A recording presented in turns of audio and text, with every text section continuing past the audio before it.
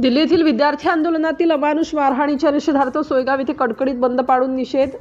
दिल्ली येथील जंतर मंतर मैदानावर लोकशाही व शांततेच्या मार्गाने 20 जुलैला काढण्यात आलेल्या विद्यार्थी रॅलीवर भाजपा महायुतीच्या सरकारनं पोलीस व गुंडांकडून अमानुष मारहाण केली आहे। यात एका विद्यार्थिनीचा मृत्यू व शेकडो विद्यार्थी गंभीर जखमी झाले। या घटनेच्या निषेधार्थ वंचित बहुजन आघाडीचे राष्ट्रीय अध्यक्ष ॲडव्होकेट प्रकाश तथा बाळासाहेब आंबेडकर यांनी गुरुवारी दिनांक 23 रोजी महाराष्ट्र बंदची हाक दिली होती। सोयगाव येथे त्या अन्यायाच्या विरोधात व चालू असलेल्या विद्यार्थी आंदोलनाच्या समर्थनार्थ वंचित बहुजन आघाडीतर्फे गुरुवारी सोयगाव येथे सकाळी 6 ते सायंकाळी 5 वाजेपर्यंत कडकडीत बंद पाडून निषेध पाळण्यात आला। बंद दरम्यान कोणतीही अनुचित घटना घडली नाही। बंद शांततेत पाळण्यात आला। सोयगाव शहरातील डॉक्टर बाबासाहेब आंबेडकर पुतळ्याला पुष्पहार घालून सर्व पक्ष व संघटनांच्या तर्फे वाल्मिकपुरा नारळी बाग मार्गे छत्रपती शिवाजी महाराज चौक भव्य रॅली काढण्यात आली होती।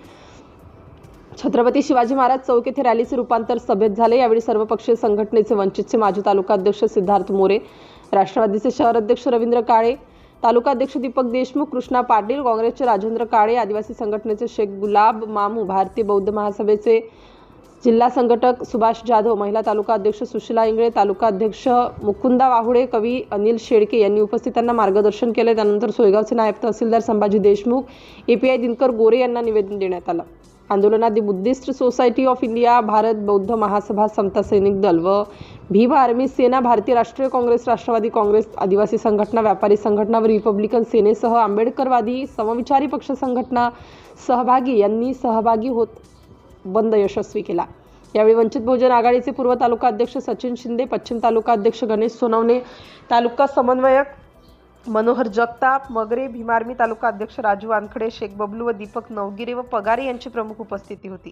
कार्यक्रमाचे सूत्रसंचालन भारतीय बौद्ध महासभेचे जिल्हा सचिव भारत पगारे यांनी तर आभार वंचितचे सिद्धार्थ मोरे यांनी मानले। कायदा व सुव्यवस्था अबाधित राहावे यासाठी सहाय्यक पोलीस निरीक्षक दिनकर गोरे यांच्या मार्गदर्शनाखाली पीएसआय गजानन आरेकर व सोयगाव पोलिसांनी चोख बंदोबस्त ठेवला होता।